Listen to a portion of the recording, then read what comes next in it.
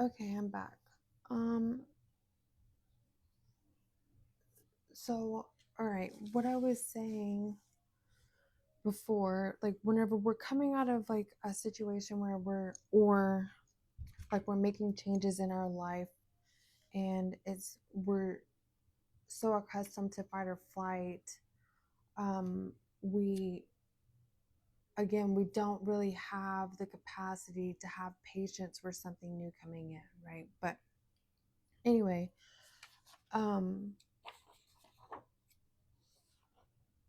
now I'm coming out of it. Okay. So like I was saying, I I went through a lot, and I had it not been for my okay, whenever I say my people, I'm talking about like my people call it like spirit guides, spirit team, deities, whatever you feel comfortable with calling your people. Um, that's how I've always referred to them, and I probably won't ever stop. So, um, what it was them. It was them who told me that. Well, first of all, like I'm just gonna go ahead and spill like a little bit of tea on the situation. I don't really give a fuck. It's been years. Um, I my ex. Well, I mean he did a lot of really fucked up shit, but um, he there were a lot of like things that I should have like realized at the time that like while I was understanding what was happening and like how poorly he was treating me and like what a letdown this situation and the relationship really was. um I uh he's fully aware of what I do. He's fully aware of like my people. He knows that they tell me things, and they're constantly guiding me, blah blah blah blah. So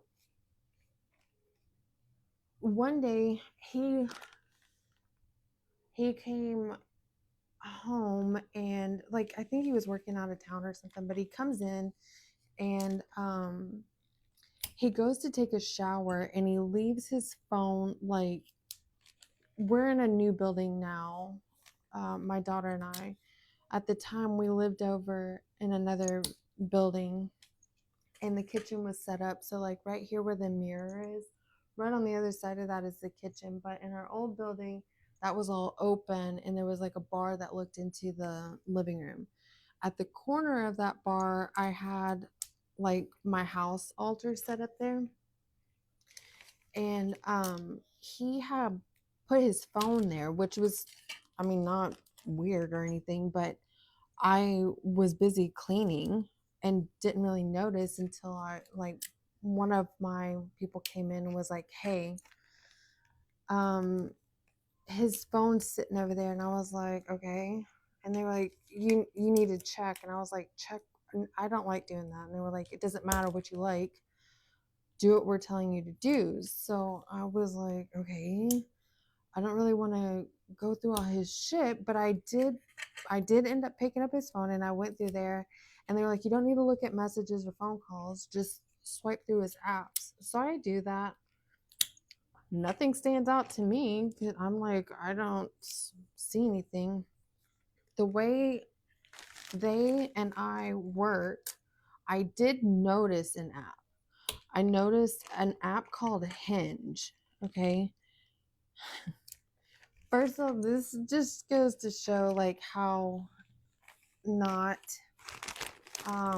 in tune with like the world around me, I guess, or whatever you want to say. But I, in my mind, what I'm looking at is a a an app for like car parts because he had just got. I bought him a those like crazy expensive like RC cars, and so he had already started buying parts for this RC car. So I thought hinge meant like, like RC car parts app or something. I don't fucking know. Anyway, I was just like, okay, cool, whatever, who gives a shit. So I put his phone back because I'm just like, at this point I'm annoyed, like, you got me stepping outside of myself. I don't do shit like that. I don't care, whatever. Well, they were like, well, this is exactly how you end up in these situations where you're being treated less than, is because you are loyal and you are honest, but you keep accepting behavior that is nowhere near what you are giving. And I was like, okay, well, that's odd. An odd thing to say, but you guys are talking in code now or whatever, so just leave it alone. Well, it turns out that Hinge is a dating app. And I was just like, okay.